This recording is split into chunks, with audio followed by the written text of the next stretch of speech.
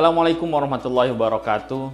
Alhamdulillah wa syukurillah wa la haula wa la quwata illah amma ba'd. Hari ini saya Ragil Setio Cahyono bukan ingin memberikan tausiah, tapi ingin menceritakan sebuah cerita yang banyak sekali hikmahnya, banyak sekali yang bisa kita ambil pelajaran. Kamu pernah tahu nggak, ketemu orang yang kalau ada dia, suasana pasti berubah. Yang kalau lagi serius banget, tiba-tiba dia datang, terus semua jadi ketawa.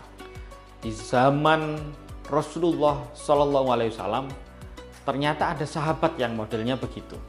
Namanya Nuaiman bin Amr. Dan percaya nggak percaya, beliau ini sahabat Nabi, ikut perang, beriman, dekat dengan Rasulullah, tapi sangat jahil sekali. Nah, ada sebuah cerita waktu itu.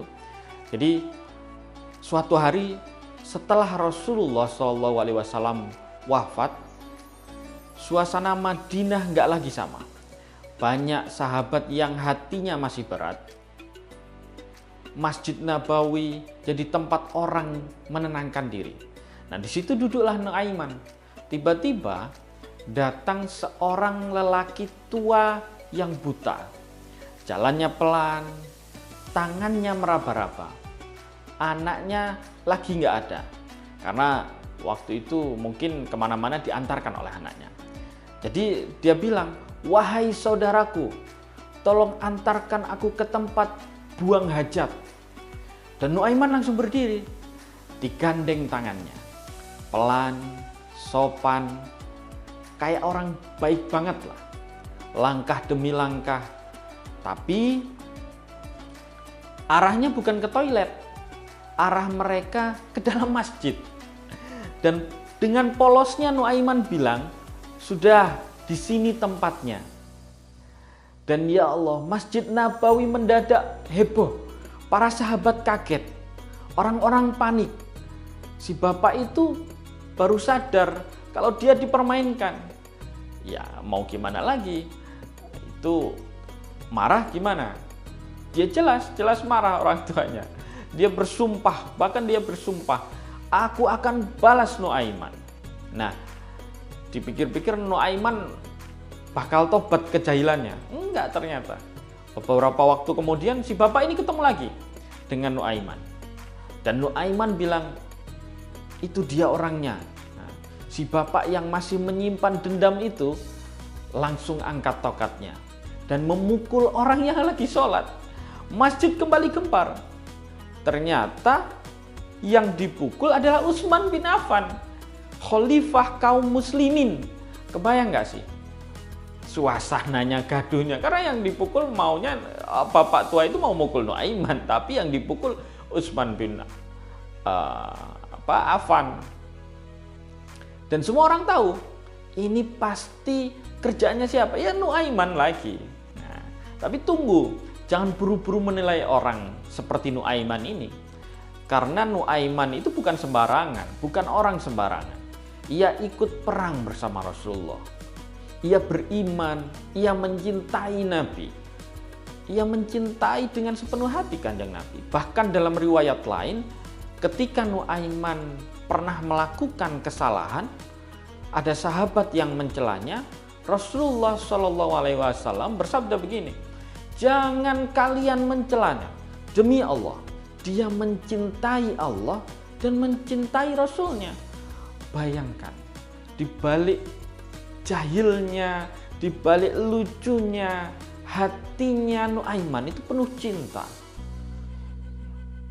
Ya, walaupun jahil ya, dan kocak dan lucu begitu, banyak cerita soal Nuaiman yang lainnya. Tapi ada pesan yang harus kita ambil di sini, bahwa di bulan Ramadan ini sering membuat kita merasa harus selalu serius, harus selalu khusyuk, harus selalu tenang. Padahal Islam itu luas. Di antara para sahabat ada Umar yang tegas, ada Abu Bakar yang lembut, ada Utsman yang pemalu, dan ada Nuaiman yang membawa tawa. Artinya apa? Menjadi baik itu tidak harus kehilangan warna diri, Tapi Ramadan mengajarkan kita satu hal penting. Bercanda boleh, tertawa boleh, tapi jangan sampai melukai. Jangan sampai merendahkan. Jangan sampai membuat orang-orang lain menangis diam-diam.